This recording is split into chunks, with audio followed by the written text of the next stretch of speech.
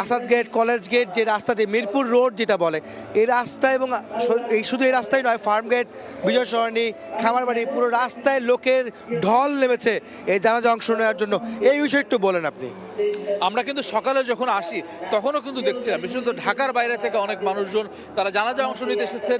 দলীয় নেতাকর্মীর বাইরেও কিন্তু অসংখ্য মানুষ যারা বেগম খালেদা জিয়াকে শেষ বিদায় জানাতে এসেছেন, তার একই সঙ্গে এত মানুষ একসঙ্গে জানাজায় নামাজে আল্লাহ রাব্বুল আলামিনের দরবারে দোয়া করার জন্য যে সুযোগ সেটি তারা গ্রহণ করতে চান, শ্রদ্ধা জানাতে এসেছেন।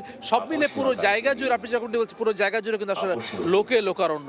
বিএনপি নেতাকর্মী তো বটেই, এর বাইরেও বাংলাদেশের আপামর জনসাধারণও কিন্তু আসলে এই জানাজায় অংশগ্রহণ করতে এসেছেন এবং সরকারের তরফ থেকেও কিন্তু আসলে সব ধরনের প্রস্তুতি নেওয়া হচ্ছে। এলইডি স্ক্রিনে কিন্তু প্রতিটি জায়গায় বেগম খালেদা জিয়ার সংগ্রামী জীবন নিয়ে বেশ কিছু ডকুমেন্টারি প্রদর্শন করা হচ্ছে, তার বেশ কিছু ঐতিহাসিক কালজয়ী বক্তব্য সেটি প্রচারিত করা হচ্ছে। অর্থাৎ সাধারণ মানুষের মনে বেগম খালেদা জিয়াকে নিয়ে যে আবেগ, অনুভূতি, ভালোবাসা এবং বেগম খালেদা জিয়ার মাটি মা মানুষের জন্য তার যে আপসহীন অবস্থান, সেই সব কিছু কিন্তু সম্মিলন কিন্তু ঘটেছে আজকের এই পুরো আয়োজন ঘিরে।